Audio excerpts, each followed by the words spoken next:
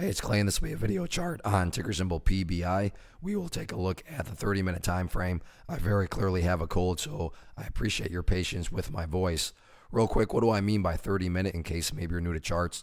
Instead of each one of these candlesticks here representing 1 day's worth of price action, which is what you would normally see, each one represents 30 minutes. So while this here may look like several days worth of time, it's actually today's price action broken down into 30-minute time slices.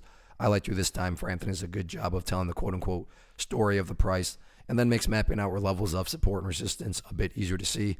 I don't mean to state the obvious, but I will anyways.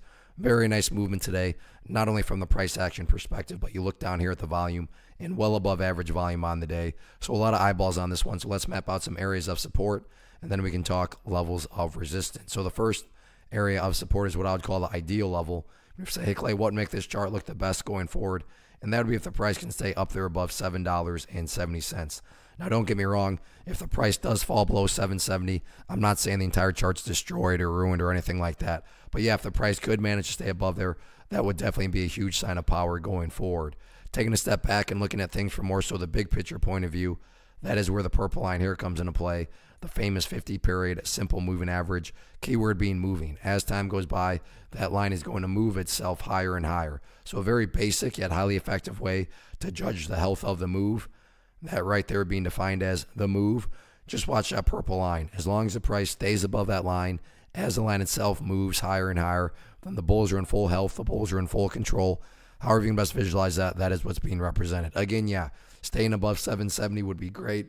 But from the grand scheme of it all, as long as the price is above that purple line, then the bulls 100% own the chart. Now, what about levels of resistance going forward? In terms of if there are any sort of bounces, initial level to keep an eye on with any bounce going to be right here around the $7.95 mark. If the price can push through there, the next key overall level of support, or excuse me, resistance, is going to be that former area of support right up around 815. So, and then yeah, you have the highs up around 830. But before you start talking about doing battle with 830, the bulls first have to prove themselves in the shorter run, prove themselves being defined as getting up above the 795 mark and then the 815 mark. So all in all, very nice movement, very nice volume. We'll see if the bulls can build upon this momentum or not next week. One of the biggest questions I get is, hey Clay, how do you find the stocks that you trade? So what I've done is put together a free resource guide where I talk about the tools that I use to locate stocks that I find interesting and think may have potential. So if that sounds like something that could add value to you as a trader, then click on the image that is up on the screen right now and I will email you the guide. The guide itself is very short and to the point, and best part, it's completely free. Thanks for watching the video. Let me know if you have any questions.